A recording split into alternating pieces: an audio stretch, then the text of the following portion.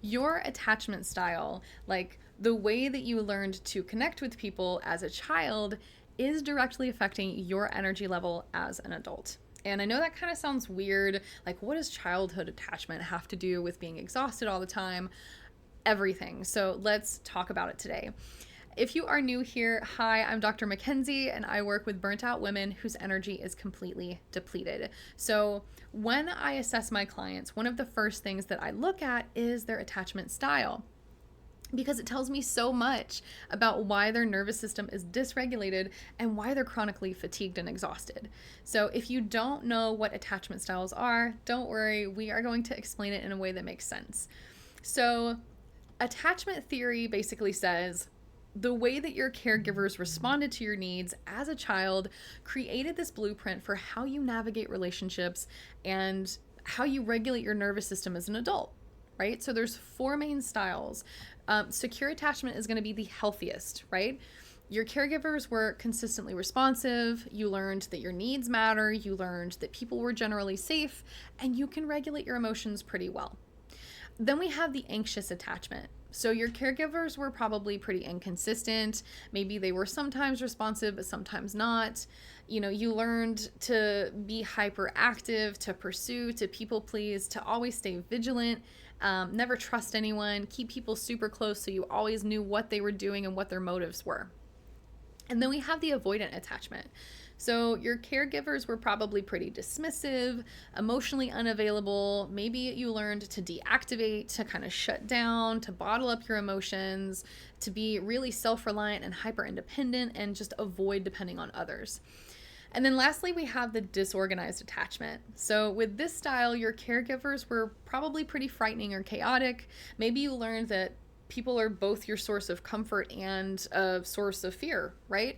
And this creates a very, very difficult and extreme form of nervous system dysregulation.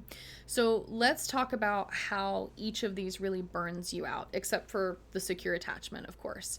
So if you do have anxious attachment, you are going to be constantly monitoring your relationships. So are they mad at me? Did I do something wrong? Do they still like me? Do they still love me? What can I do to fix things?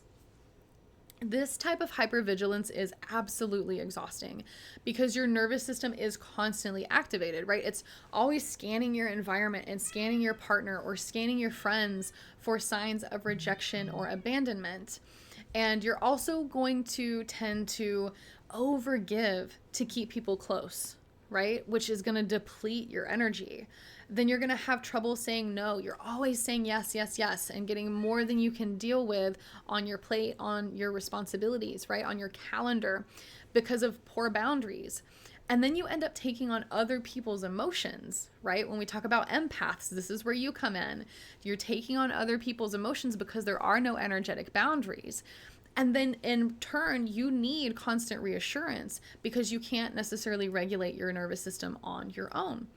And that result leaves you burnt out, exhausted, and trying to manage everyone else's emotions and lives while ignoring your own body's needs. And then we have the avoidant. So if you have the avoidant attachment style, you've probably learned to bottle up your emotions, to suppress your needs and be super hyper independent. And you think, I don't need anyone. I can handle this on my own. Asking for help makes me weak. Rest makes me lazy.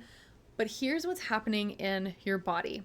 You are carrying everything on your own, which is absolutely unsustainable. Not only that, but you are not accessing co-regulation with other people. And we absolutely do need other people to regulate.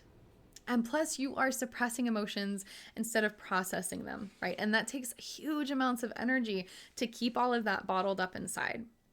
So lastly, you probably tend to isolate when you need support most. And that in turn prevents you from healing and recovering. So all of this, again, it's using so much energy that is unnecessary, and it ends up burning you out from trying to be this superhuman and never truly letting anyone else help you or see you be vulnerable. And then lastly, the disorganized attachment. And this is probably the most challenging for burnout because you are simultaneously craving connection, but also fearing it. So maybe you move towards people, but then you push them away. Maybe you do need support and you ask for support, but you don't trust it and you don't trust their motives when they do say they'll help you. Your nervous system can't decide, are people safe or are they dangerous? And so it creates this constant push and pull. There's usually a lot of black and white thinking.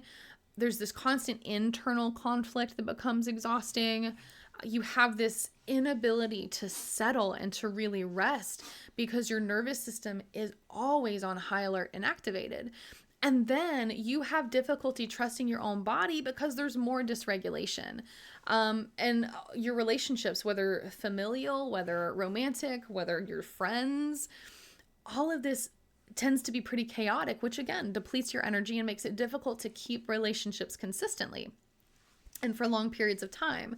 So you end up being completely exhausted from this internal battle between wanting connection and fearing it.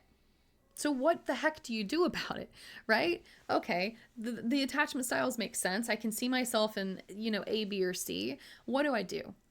Firstly is awareness. So you being here, you recognizing your pattern is huge, right? You cannot change what you don't see. You can't change what you don't understand. Secondly, understand that it's a nervous system issue.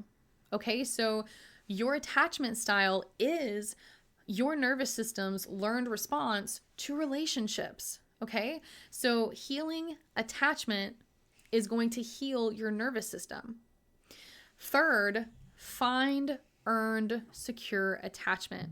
So you can absolutely develop security as an adult. It takes time, patience, consistency, and energy.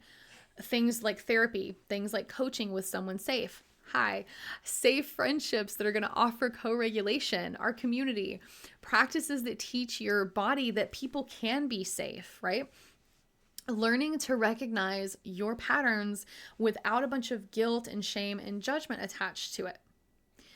Fourth, work with your style while healing it. Okay, so if you are someone who naturally gravitates into that anxious type, try to practice more self-soothing before you start to seek reassurance from others. And that's not to say swing into the avoidant and don't ask for help, but it's about balance. No matter which one of the three you're in, again, it's all about that balance. So if you're avoidant, maybe practice asking for really small amounts of support to prove over time consistently that people can be safe.